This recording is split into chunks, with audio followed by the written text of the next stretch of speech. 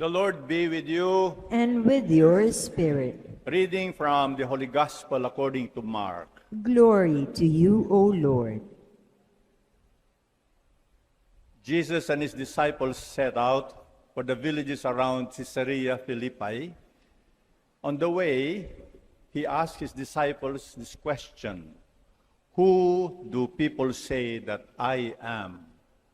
And they replied, "Some, John the Baptizer, others, Elijah, still others, one of the prophets. And you," he went on to ask, "who do you say that I am?" Peter answered him, "You are the Messiah." Then Jesus strictly ordered them not to tell anyone about him. He then began to teach them that the Son of Man had to suffer much, be rejected by the elders, the chief priests, and the scribes, be put to death, and rise 3 days later. He said this quite openly. Peter then took him aside and began to remonstrate with him. At this, Jesus turned around and, eyeing the disciples, reprimanded Peter in turn. "Get out of my sight, you Satan. You are not judging by God's standards, but by man's." He summoned the crowd with his disciples and said to them, "If a man wishes to come after me, he must deny his very self, take up his cross, and follow in my steps. Whoever would save his life will lose it, but whoever loses his life for my sake and the gospel's will save it." The gospel of our salvation. Praise to you, Lord Jesus Christ.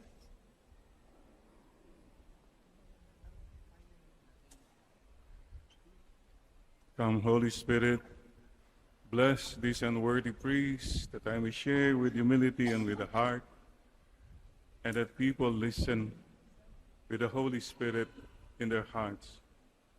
Come, Holy Spirit, come. Sisters and brothers, may we all just bow our heads. And you're here this Sunday. I am here. I'm back. 30 days of journey and hard work. And today, the Lord asks you, why do you come here every Sunday?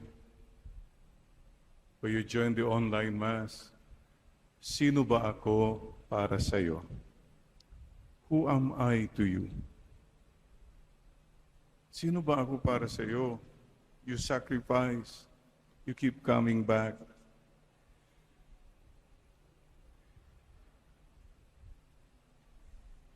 Today, tell the Lord again, Lord, kilala ko po kayo at kinikilala ko po kayo.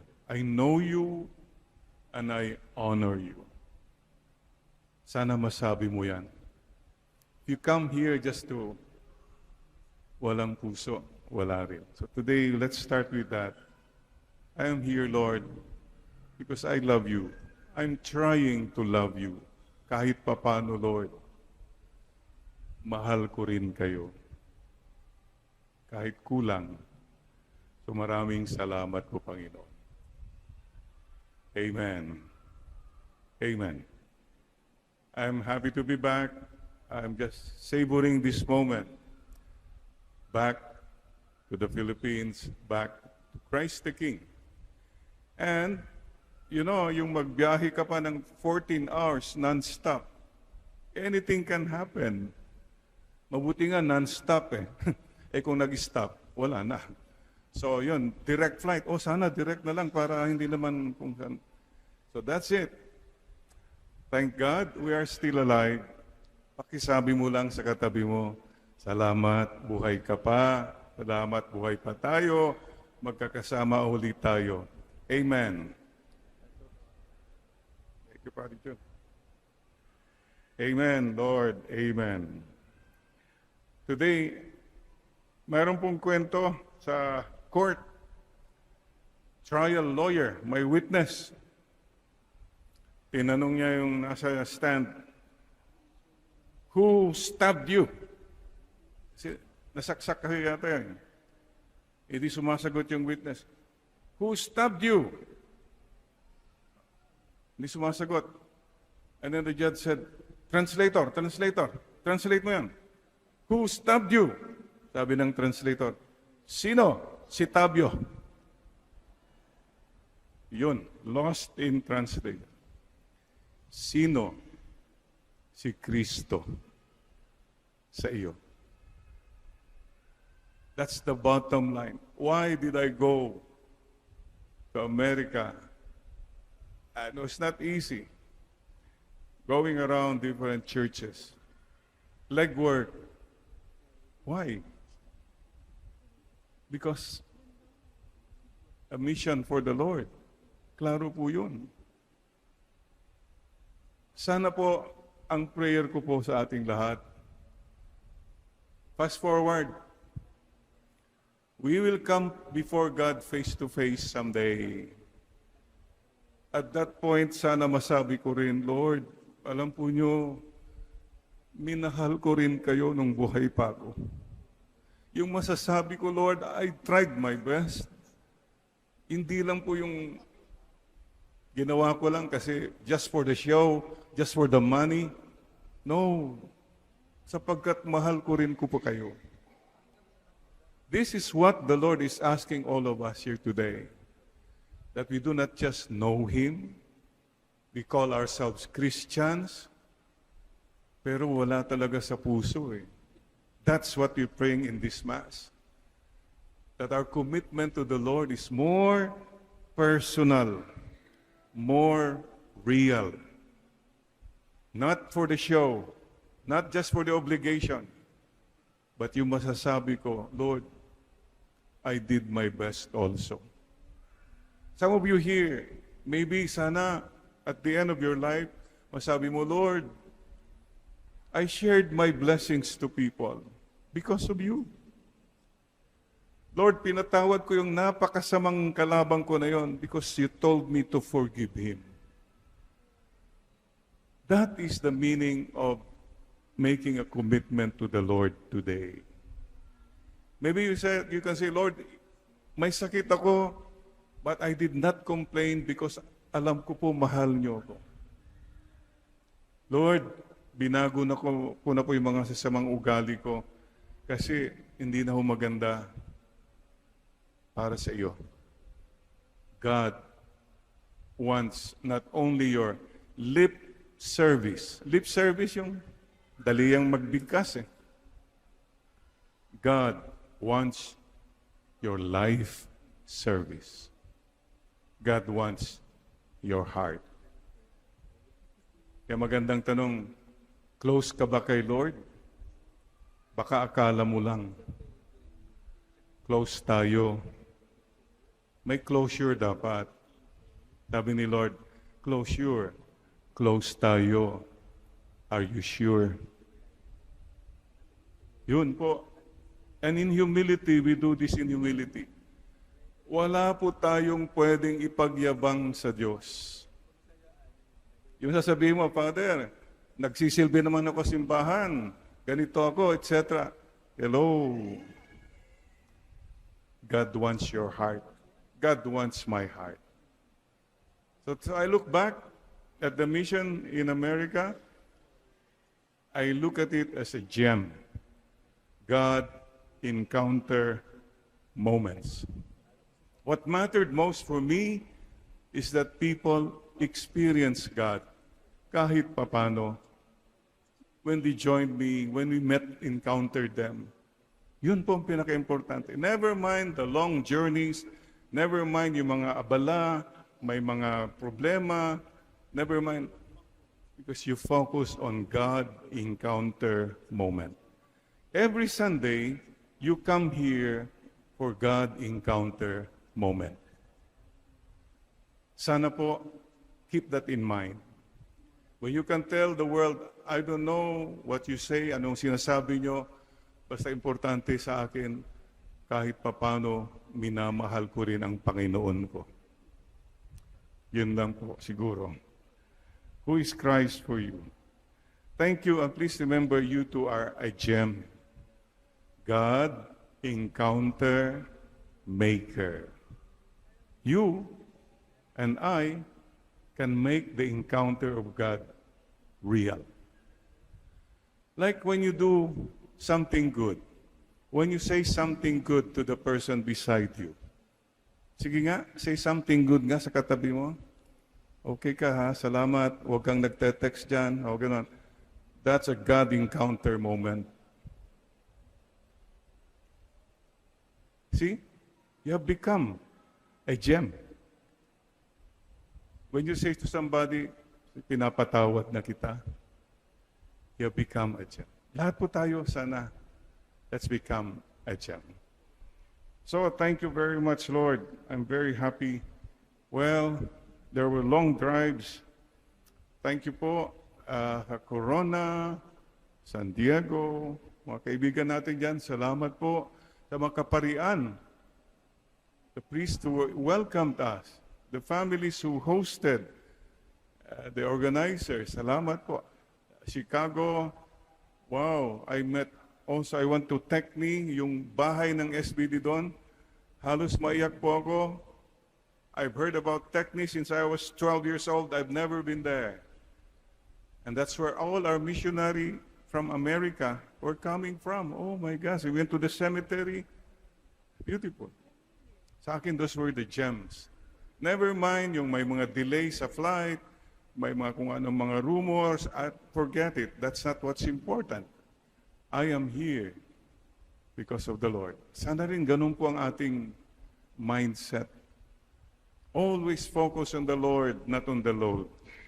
Listen to what God is saying, not what others are saying. Some of us are always worried what others say. Forget it. Others always say something negative. What does God say?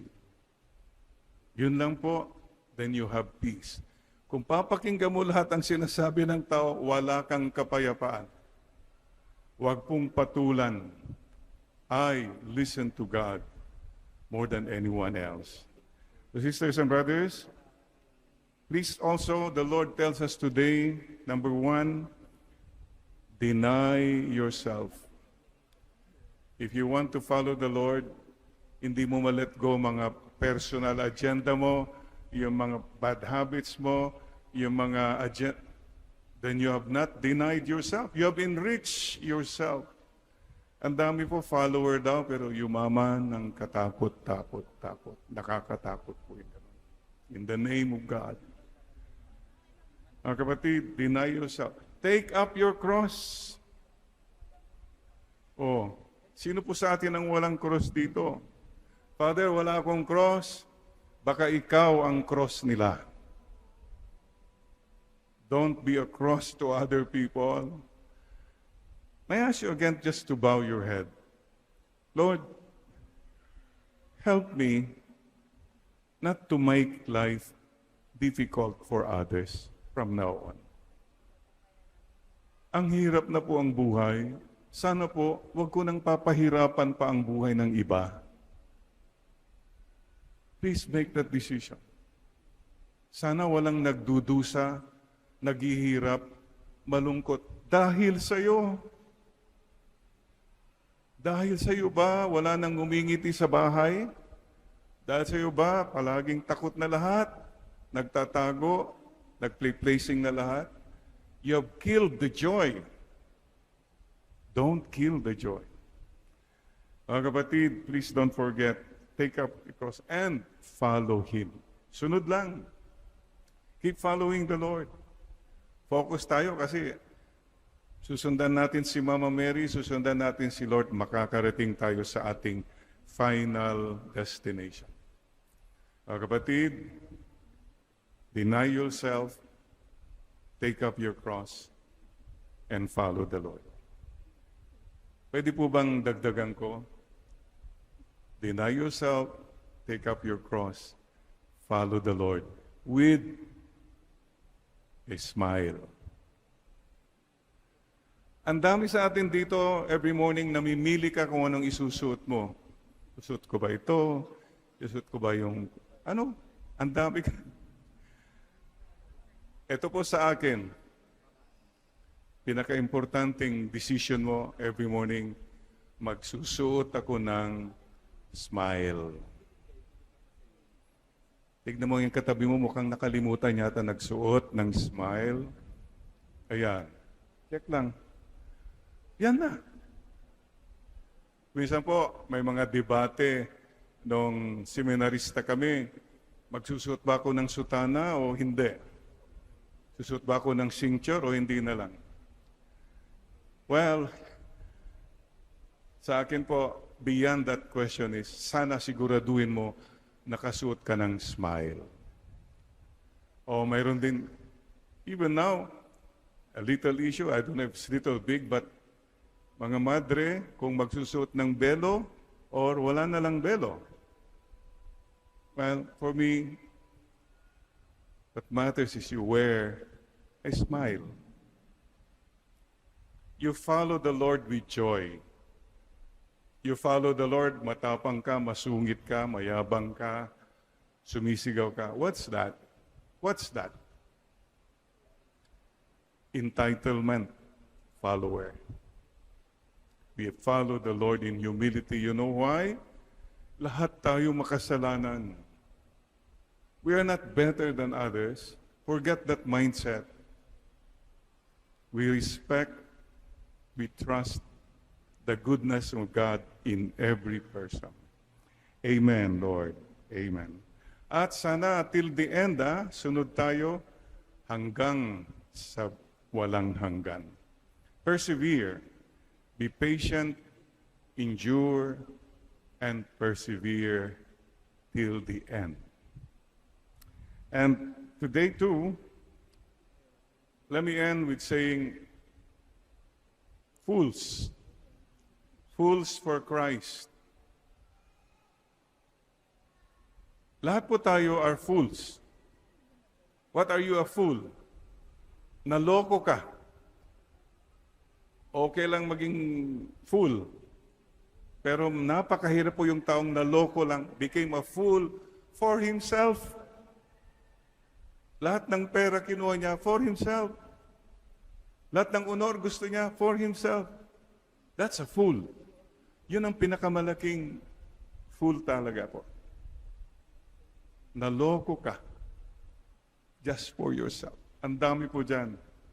With all their money and power, wow! It's all about them. Tayo po, mga loko siguro, naloko na kay Lord. Okay lang yan. Lugi tayo for the Lord. Okay lang yan. It's the Lord whom we serve. Lahat naman tayo, fools eh. Better to be a fool for Christ till the end. So, wag po tayong malungkot kung tawanan tayo ng ibang tao. Parang napakatanga natin. Wala tayong alam tungkol sa kalakaran sa mundo. It's okay. I have a master. I will serve the Lord. The rest of my life, the best of my life. One lifetime. Please remember that. You have only one lifetime. The rest of my life, the best of my life. Sino si Kristo para sa iyo? Kapatid, salamat po. Every day, you tell the Lord, Lord, kayo po ang aking Panginoon. Please bow your heads. Lord, you are my Lord. I will follow you. The rest of my life, the best of my life. As for me and for my house, we will serve the Lord. I will serve you, Lord.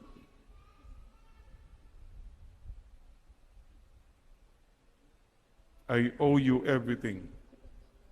Wala po akong pwedeng ipagmayabang sa inyo, Panginoon. All that I am, all that I have, and all that I have achieved, nanggaling po sa inyo. So today, again, I tell you, Lord, you are my Lord and my God.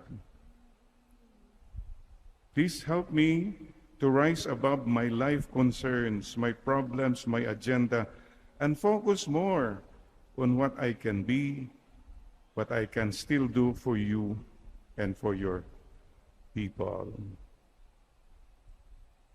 At salamat din po sa cross sa buhay ko. And as I experience the cross, help me to remember that you are in the cross.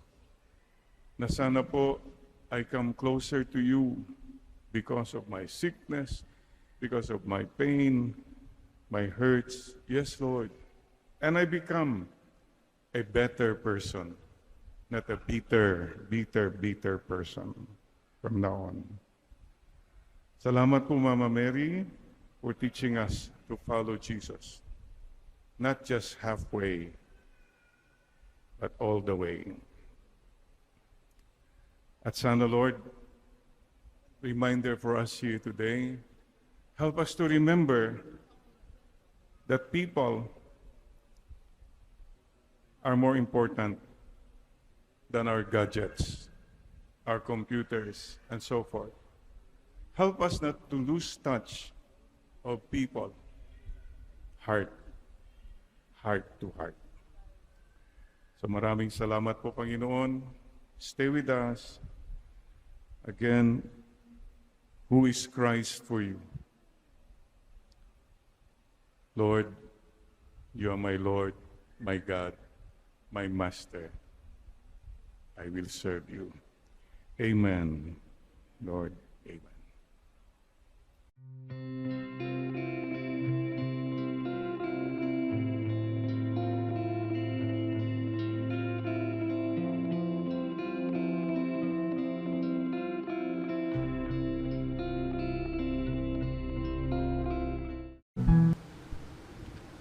The Lord be with you. And with your spirit. A reading from the Holy Gospel according to Mark.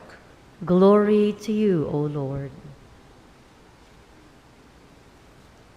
At that time, John said to Jesus, "Teacher, we saw someone driving out demons in your name, and we tried to prevent him because he does not follow us." Jesus replied, "Do not prevent him. There is no one who performs a mighty deed in my name who can, at the same time, speak ill of me. For whoever is not against us is for us. Anyone who gives you a cup of water to drink because you belong to Christ, amen, I say to you, will surely not lose his reward. Whoever causes one of these little ones who believe in me to sin, it would be better for him if a great millstone were put around his neck and he were thrown into the sea. If your hand causes you to sin, cut it off. It is better for you to enter into life maimed than with two hands to go into Gehenna, into the unquenchable fire. And if your foot causes you to sin, cut it off. It is better for you to enter into life crippled than with 2 feet to be thrown into Gehenna. And if your eye causes you to sin, pluck it out. Better for you to enter into the kingdom of God with 1 eye than with 2 eyes to be thrown into Gehenna, where their worm does not die and the fire is not quenched." Sisters and brothers, the Gospel of the Lord. Praise to you, Lord Jesus Christ.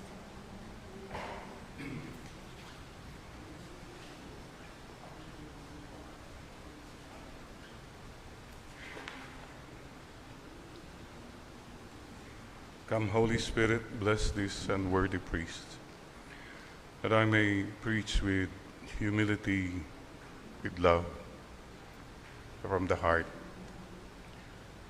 and that people who listen with their hearts, not just with their ears. Come, Holy Spirit. Come, Holy Spirit.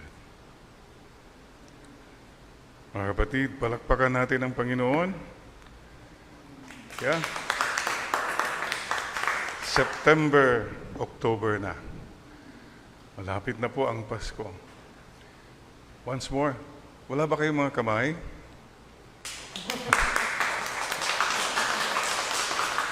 Alam nyo, dyan ako believe sa Pilipino. Tinatanong mo lang, wala ba kayong mga kamay? Magpapalakpak na siya. The generosity of Filipinos. Yung, sige, tanong mo sa ibang mga kababayan yan, wala ba kayong mga kamay? Magagalit pa sa'yo. Ganon. Tayo, you know, it's a beautiful trait. For me, that's a spontaneous generosity. Ang ating mga kamay. Very important. You have two hands, yes? The left and the right. Hold them up high nga.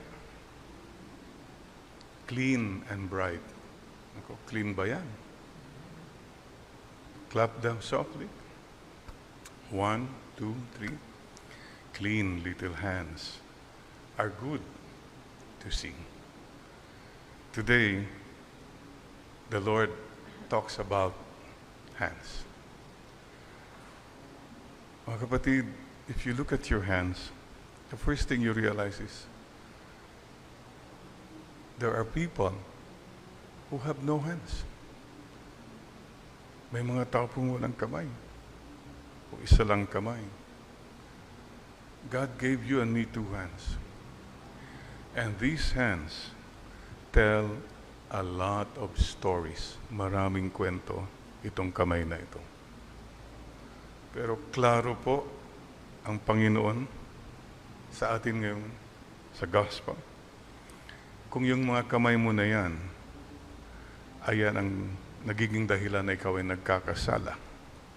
Mas mabuti pang putulin mo na lang yan. Very strong warning. Mas mabuti nang wala kang kamay kaysa lahat yan dadali mo sa impyerno. Paalaala po ni Lord ngayon sa atin lahat. Marami kasi sa atin ang focus natin dito, sa bulsa, kung ano-ano, wala sa puso. I'll tell you a little story. Some time ago, pumunta po ako sa Spain for a pilgrimage, so mga 10 years ago. Mayroong bus stop doon, tapos may nakita po akong coffee machine, no? So, coffee machine. Sabi ko, magaling ako mag-Espanyol. Oo, di naman. 101, Spanish 101. So, binasa ko yung instruction. Talaga, okay, alam ko na. Tapos, may pera naman ako, may coin. Okay. Maya-maya, nilagay ko na yung mga coins. And I pressed the button. Nag-run ako, ang ganda, success. Nag-drip na yung coffee. Ako, I was so happy with my knowledge, my money. Hindi ko nadinig, may sumisigaw sa likod. Yung owner ng store, sabi niya, latasa, latasa, latasa. Diyos ko po, nakalimutan kong inilagay ang tasa. Ito ang tasa. Hindi ko nailagay, nasayang lang yung coffee. Yung pinaka-importante, yung pang nakalimutan. Maaari pong mangyari sa buhay natin. You're so good. Knowledge, wow, you're so full of knowledge. Money, your pockets are full. You've done all that. Maybe you're popular even, powerful. But in the end, you wasted it. Nasayang lang. Kasi hindi nasalo ng puso. In the end, what matters is the heart, mga kapatid. You know, sana lang po, at the end of our lives, sana, we don't have regret na punong-puno ang ulo ko, punong-puno ang mga bulsa ko, pero empty pala ang puso ko. Please think about it, mga kapatid. Ito po ang paalaala ng Panginoon sa ating natin. What does it profit you and me? You gain the whole world. We lose our soul. Parang, remember, time, talent, and treasure, sinayang mo para sa sarili mo lang. That's what it means. Di ba yung puro ka pera, puro ka dada, ang puso, walang karga. One more time nga.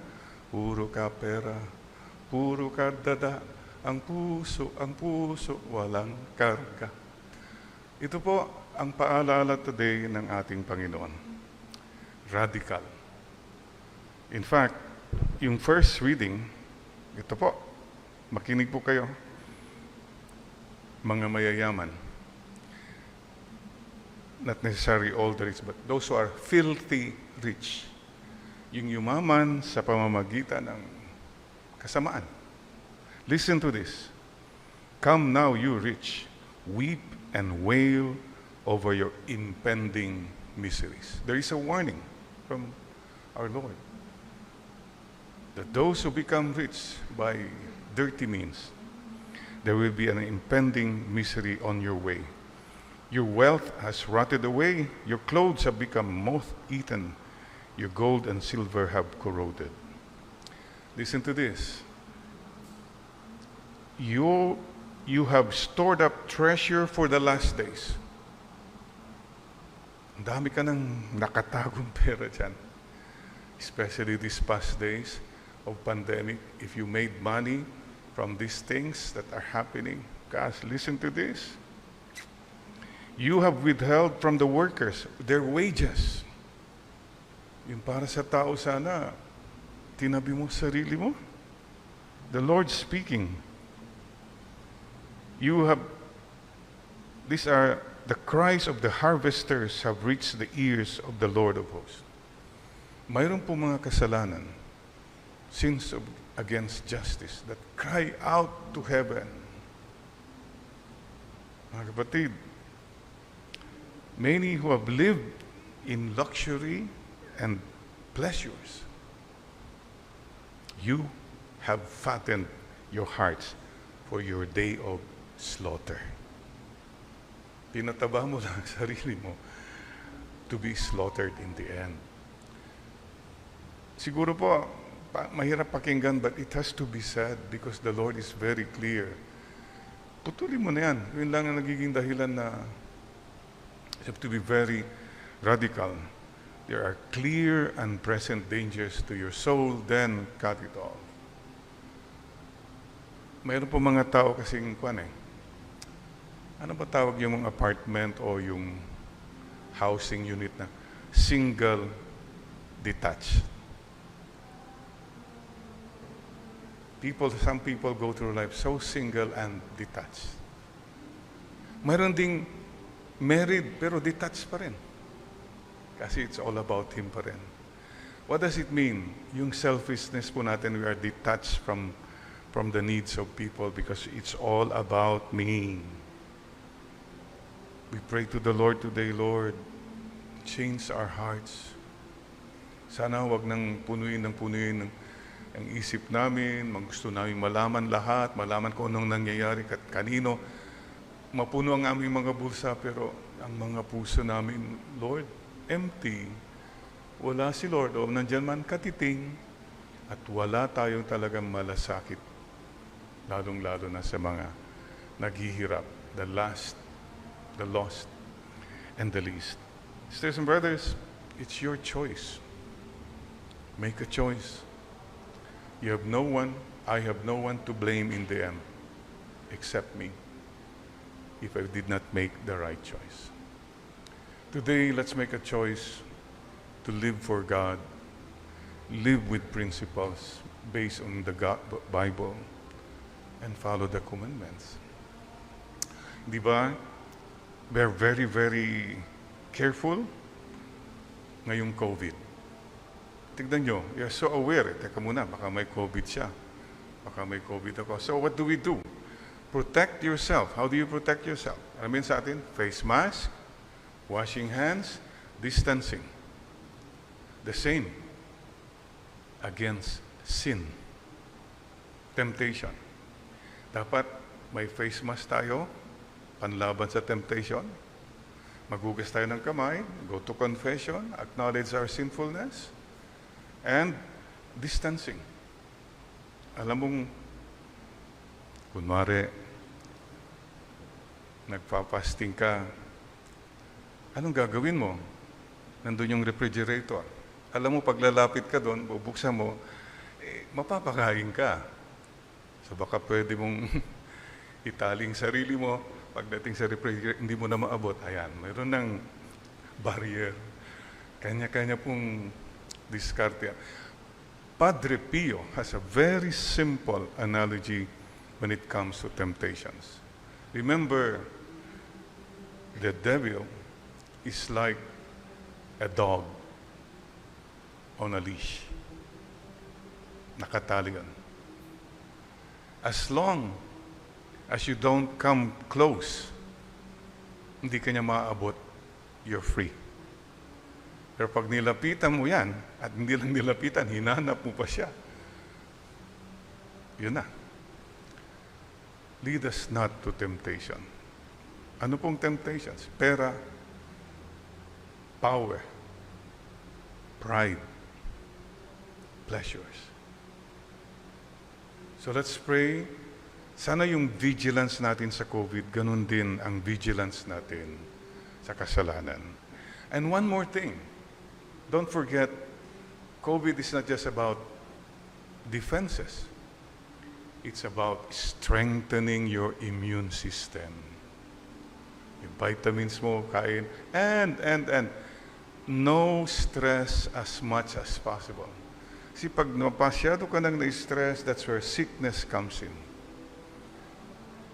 Strengthen your immune system and keep away from negative thoughts. So yun po ang depensa natin. Not only outside, but in us. The same with against temptations po. You have to, number one, develop a prayer life. Dasal. Somebody said, when temptations come knocking, you just pray and flee. Dasal at alis ka na. Lumayo ka. Ano yung kanta nun? Oh, tukso. Kapitan mo ako? Layuan mo ako. Yan ang problema, tayo bang kumakapit eh. Think about it. You have to develop your prayer life and also don't have negative thoughts. Try your best. Stay free from negativities. Mga kapatid, please don't forget, we all will have an accounting with the Lord someday.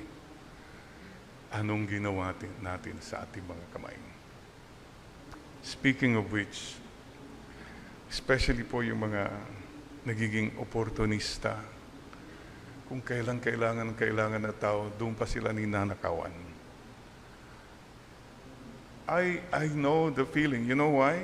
I like to share with you. Nung bata po kami, wala pa po kaming awareness about nature, no, mga ganon.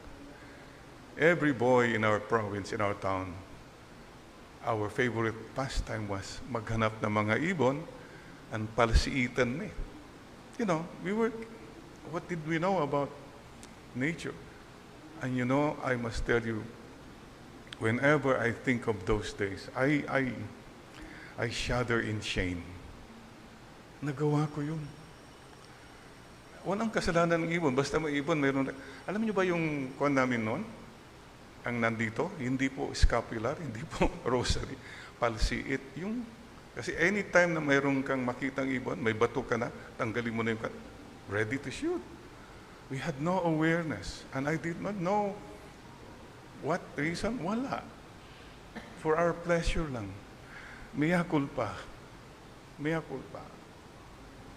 And you know, worse, one time, dinaanan ako ng kaibigan ko. Sabi, Jerry, kana, tayo sa school. School kasi kami pupunta eh. Umuulan. Ngayon na dapat. Sabi niya, alam mo, pag umuulan, yung mga ibon di makalipad. Nandyan lang sila, nanginginig. That's the time we can catch them. Sumama po ako. I can never forget that. Kawawang ibon, defenseless, vulnerable. That's the time you pounce on them. Ito po ang mga kasalanan na ayaw ng Panginoon. Please remember that. Whatever you do to the least of my brothers and sisters, you do that to me. Don't forget that, please. And what for? What all that money and the wealth, what for? For whom? Sa mga anak, sa mga apo, sa great-grandchildren. Hello? Hindi na po kailangan yan. Mga kapatid, this is something we should all remember today. We will all answer before God in the end. So, if your hands cause you to sin, cut it off. Meaning, it's better to experience sacrifices now than go to eternal punishment. So, dear brothers and sisters, ito pong isang bagay din na sinasabi ni Lord today to us. Whoever is not against us is for us. Pwede po ba, huwag na tayo magsabi, ay, iba siya, hindi siya ganito, hindi namin kasama yan. Let's work for unity. Let's not focus on positions, but mission. Sana ganun. Sana all. Anything or anyone that divides us, we don't need. Sana po, let's be more open. There's a little song you might have heard. Small circle, big circle. Yeah? Small circle, big circle. Yung mga small circle sana, nagiging big circle. In other words, inclusive tayo. Reconciliation. For the Lord. Hindi kami dito kami. Problema kasi, single, detached. Some people who are even married but detached, it's all about yourself. So that'll give us, Lord, that heart to really be more aware, mindful of other people. Si Mama Mary po, October is the month of the Rosary. Siya pong tawagan natin. We ask Mama Mary to teach us to be generous. Mama Mary, ito pong hinihingi namin. Mama Mary, itawid po niyo kami sa kadiliman ng COVID-19. Mama Mary, please help us cross over. Itawid po niyo kami. And our second prayer, Mama Mary, ituwid po ninyo kami. Straighten our paths. Yung mga mali, baguhin sana namin. This is our prayer. We don't know how. Parang imposible na magbago, Father. Pray to Mama Mary. For yourself, for any loved one who needs conversion. Don't stop praying for that person, please. Mama Mary, itawid po niyo kami sa aming mga paghihirap at ituwid po niyo kami sa aming mga kasalanan. This is our humble prayer. And we honor pala today San Lorenzo Ruiz on September 28th, martyr. You know what a martyr is? Sacrifice so much, even life. Lahat naman tayo may martyrdom. So tanong po ngayon sa misa, what have you sacrificed for the Lord? Kapatid, this moment, ano yung hinding-hindi mo parang mabitaw-bitawan na napaka-attached ka? Could be things. Just pause for a while. It could be people. It could be your achievements. You're so attached. Could be your properties, your image, whatever. It could be relationships. Lord, we ask you, sana po, give us the grace to let go if you ask for it. If it's not good for us, help us to let go. Kung makakasama po talaga, sana po, mag-let go na po kami. Help us to sacrifice. Help us to let go and to let God. We trust, Lord, in what you said. The chastisements are not for punishment, but because you are close to us and you want us to be closer to you. Salamat po, Panginoon. Please bless us all. Stay with us. Amen, Lord. And amen. Mga kapatid, you have two hands. Left, to right. Let's hold them up high. Sana po, clean and bright. And we clap them, we use them, our hands, to praise God. Sana yung kamay natin, hindi lang yung, it's all about us. Praising God and helping people. Clean little hands are good to see. Surrender. A reading from the Holy Gospel according to Mark. Glory to you, O Lord. When Jesus had crossed back to the other side of the Sea of Galilee in the boat, a large crowd gathered around him, and he stayed close to the lake. One of the officials of the synagogue, a man named Jairus, came near. Seeing Jesus, he fell at his feet and made this earnest appeal. My little daughter is critically ill. Please come and lay your hands on her, that she may get well and live. The two went off together, and a large crowd followed, pushing against Jesus. People from the official's house arrived saying, "Your daughter is dead. Why bother the teacher further?" Jesus disregarded the report that had been brought and said to the official, "Fear is useless. What is needed is trust." He would not permit anyone to follow him except Peter, James, and James' brother, John.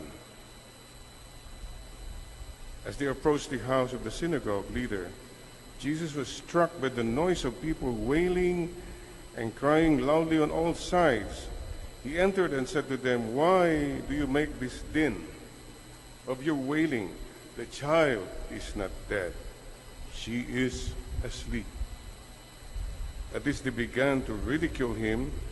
Then he put them all out. Jesus took the child's father and mother and his own companions and entered the room where the child lay. Taking her hand, he said to her, "Talitha cum," which means, "Little girl, get up. The girl, a child of 12, stood up immediately and began to walk around.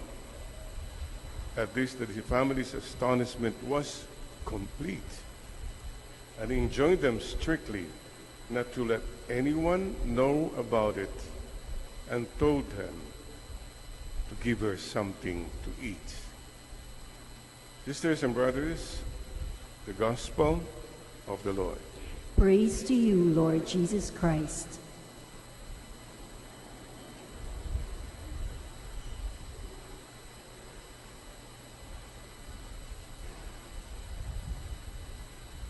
Come, Holy Spirit, bless this unworthy priest, that we share with humility and with the heart, and the people listen with the Holy Spirit.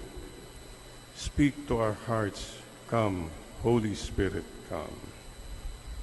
Sisters and brothers, marami po sa atin tinamaan ng sipon, ng ubo. So, please take care of yourselves. By the way, I asked you before, like to ask again, review lang tayo. Kung kayo ay nagtitimpla ng coffee, do you use your right hand or your left hand?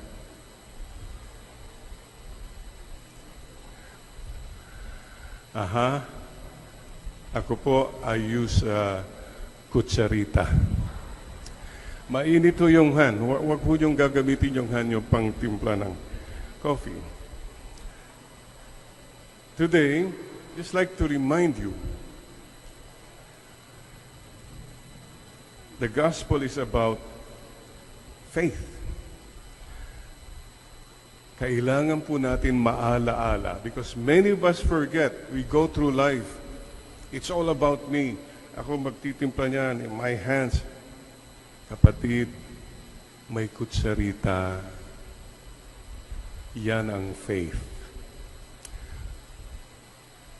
Para hindi nyo makalimutan yung baka lumaki kayo sa farm o anuan, nagdala na po ako ng kutsarita, Your Honor, para ito po ang kailangan ng bawat sa atin.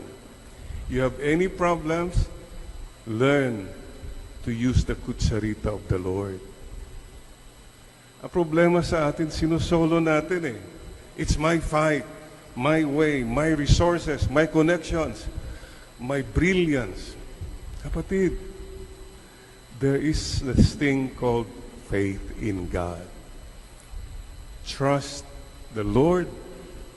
If only you learn to trust the Lord more, your life will be more peaceful, more joyful, more meaningful, maybe more kind. Today, please bow your head and tell the Lord again, Lord, increase my faith. Fear is useless. What is needed is trust. Is there anything that's bothering you this moment? Believe, trust, surrender. Bahala na po kayo, Lord. You know who I am. You know what I need. You know everything.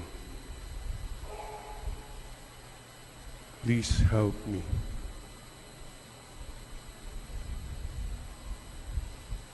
Patulong po. Kailangan ka namin, Panginoon.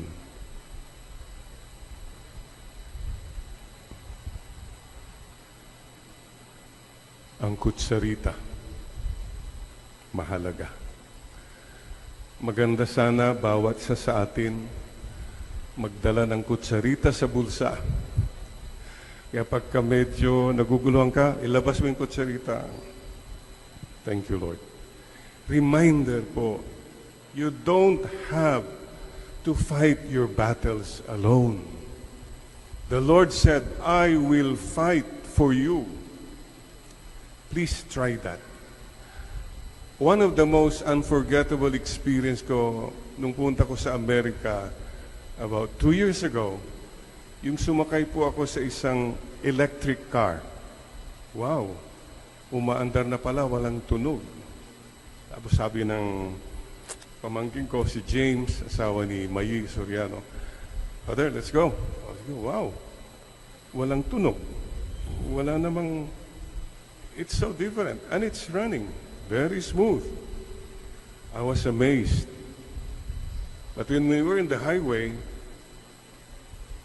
acceleration, okay, walang problema. And then James did something. I was here, James was driving, and James said, Father, sandali lang ha. Push the button, he released the steering wheel. Oh, Father, kumusta ba? Anong ba? Sabi ko, okay, we're on auto drive now. I cannot accept na you can release the steering wheel. So, it was an experience for me. Siguro ito po ang ibig sabihin, mga kapatid. There are times when you just say, Lord, bibitawan ko na po ang monobuela ng buhay ko. Kayo na pong bahala. If you can come to that situation, blessed are you. Now you know what faith is all about. Problema ng marami sa atin po, you're such a control freak. You have to be in control of everything and of everyone. Mga kapatid, there are many things beyond our control. The sooner you learn that, the better. There comes a time in everyone's life when you say, Lord, take over. Wala na po akong magawa. But you see, this is a situation where it's a desperate case. Jairus, imagine, a soldier said, my daughter is very sick, Master. Nagpakumbaba siya. He gave up his power, position, and said, Lord, kailangan ko po kayo. Mamamatay na po kasi ang anak ko. This is a case where he turned over the steering wheel to the Lord. Pero mga kapatid, you look back to your life. There were many times siguro, I don't know, somewhere along the way, you all know this experience. Nagkasakit ka, may mahal ka sa buhay na may sakit, talagang nag-let go ka eh. Lord, kayo na pong tulungan po niyo kami. You know what I'm talking about. But what the Lord is telling us today is, hindi lang sa desperate cases ka magle-let go. What the Lord is telling us is in every day, you must learn to let go and let God. I hope you learn that so that your life will be more peaceful and joyful. May mga bagay na okay lang. Every day, you meet people na, naku, ang hirap pakisamahan. Sige lang, Lord, bahala ka na lang sa Kanya. Huwag mo siyang harapin, hot water. No? Kukutsaritahin lang kita. Kukutsaritahin ko lang ito. Let the kutsarita of the Lord take care of this. Let God help you. Let God change you. Let God heal you. One of the things we never learn is this. Life is not about me. Life is about God. The sooner you get that mindset, that's faith, the more meaningful your life is. So mga kapatid, there's another story here, not read in the Gospel. It's about isa naman. On the way to the house of Jairus, there was a woman who had hemorrhage. Wala nang pera dahil sa mga paggamot, ganon. But this woman was so desperate and committed. Desidido siya. Mahawakan ko lang yung laylayan ng damit ni Jesus. Gagaling ako. This was a very determined faith. And she did. She touched the and something happened. Sisters and brothers, the Lord is telling us today, how deep is your faith? There was a song during our time. Bee Gees ba yun? How deep is your love? Hindi ko na maalala, pero anyway, this is what the Lord is asking. How deep is your faith? Sisters and brothers, question lang po, how deep is your prayer? Nagdadasal po tayo. Madalas sa atin, nagdadasal tayo kung tayo ay desperado. Some people pray only pag desperado na sila. Ayun, maalala mo si Lord. Wag naman. In good times, nakalimutan mo siya. Pero in bad times, desperado, ay, o nga pala may Diyos. Ganun ba tayo, mga kapatid? Parang yung mga umutang,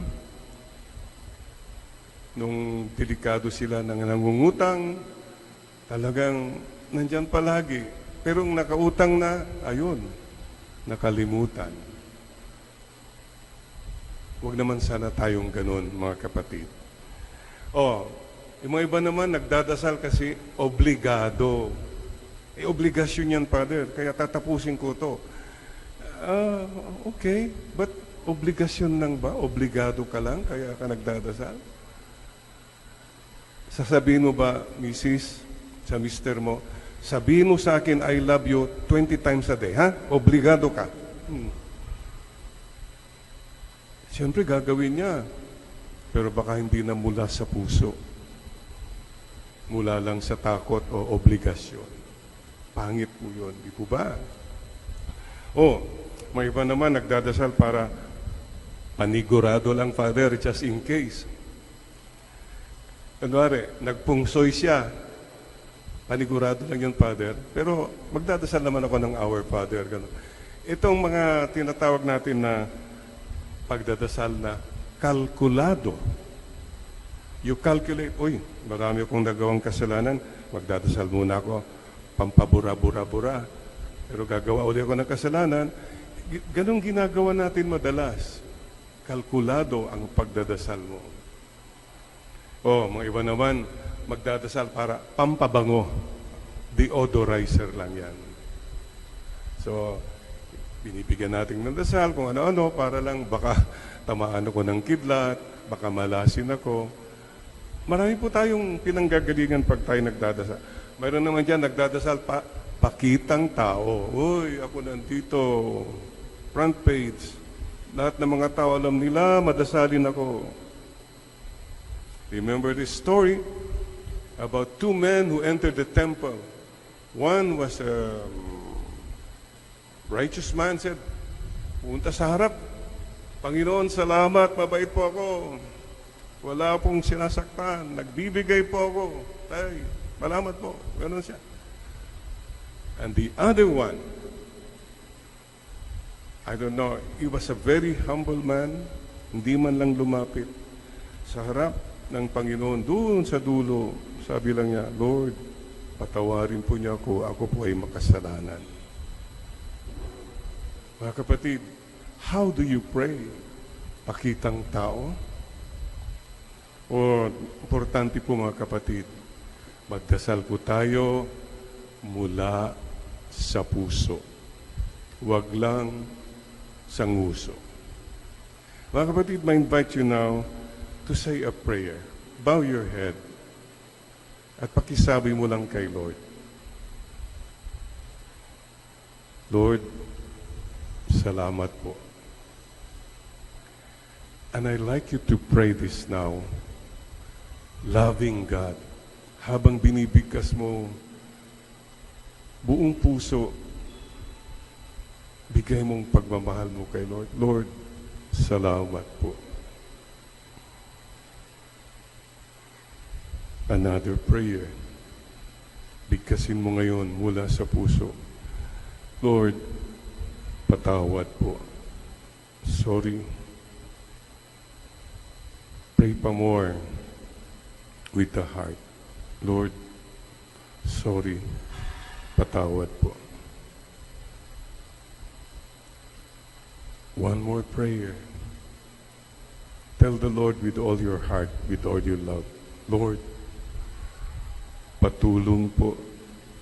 Please help me. This moment of quiet, with all your love, pray with the heart. Pray with love. Pray with trust. And believe, trust, surrender. Yung hinihingi mo, maniwala ka na mahal ka ng Diyos, napapakinggan ka niya, at may plano siya.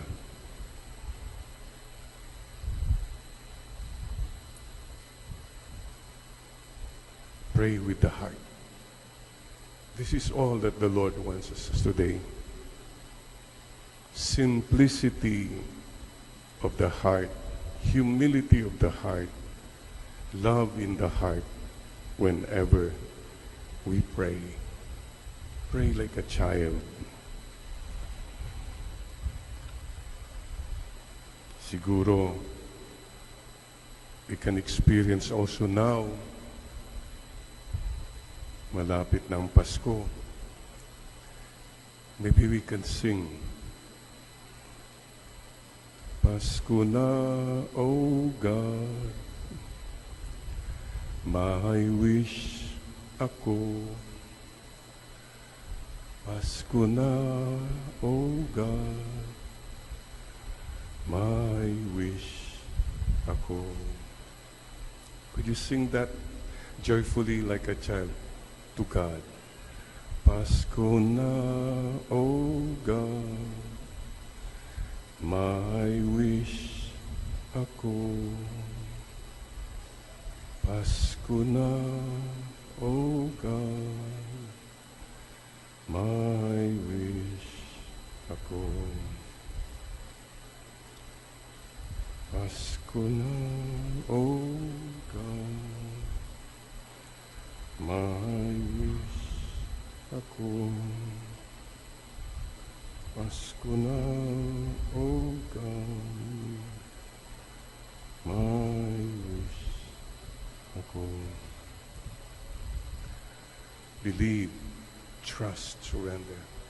Simplicity of heart, humility of heart when you pray. That's faith. But faith is to be shared. We don't pray only for ourselves, ha? Kaya ngayon, pwede bang tignan mo yung katabi mo? We share our prayer at kantahan mo siya. Ano ang wish mo? Ipagdadasal ko. Ano ang wish mo? Ipagdadasal ko. One more time. Pasko na, O God, may wish ako.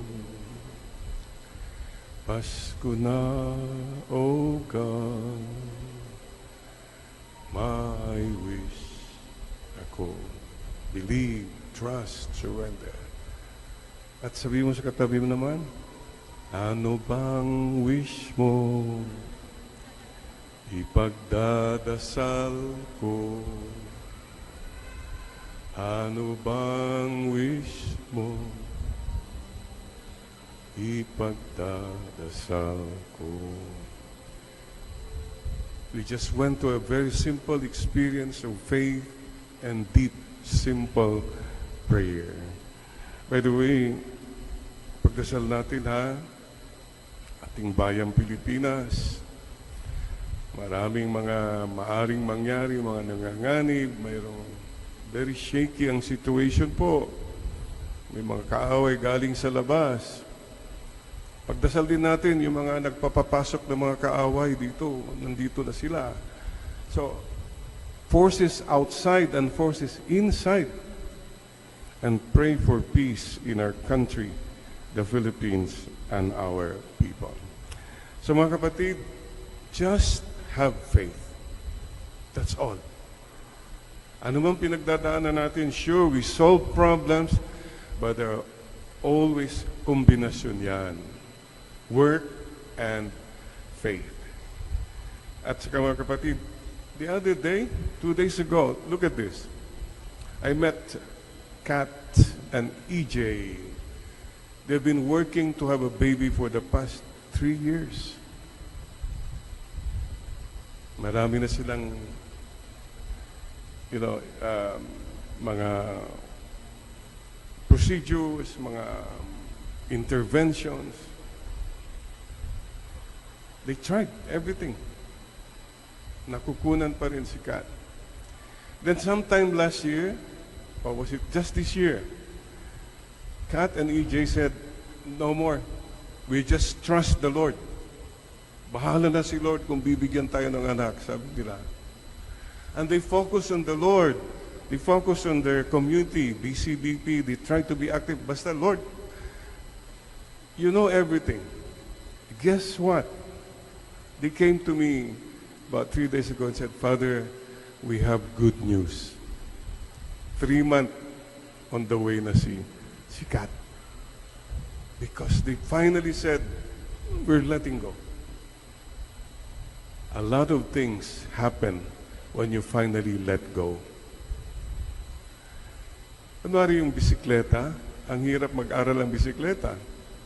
But when you finally let go and you relax, things happen. Mga kapatid, please don't forget may kutsarita si Lord. Ituktok mo yan sa ulo mo para maalala mo. O nga pala, Lord, tuktukin niyo ako kung minsan akala kong siga dito, akong lahat. There is a God. Don't forget, He has a kutsarita for you. Please bow your heads in prayer. Salamat po. Sorry, we take for granted this gift of faith. Patawad po, Lord. We will be more faithful then. Less faithless. Thank you for all the people who help us in our faith. Praise and thank God. And please don't forget, this gift is to be shared with others too.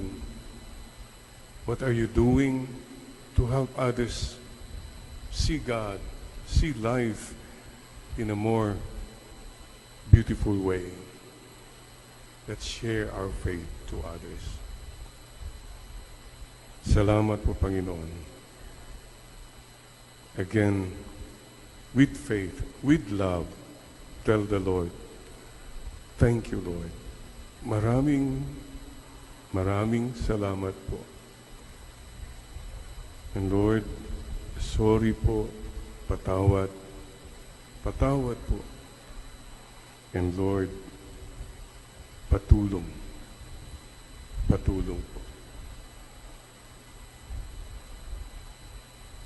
Trust the Lord with all your heart and lean not on your own understanding.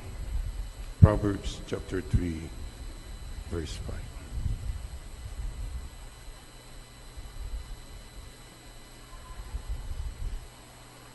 Amen and amen.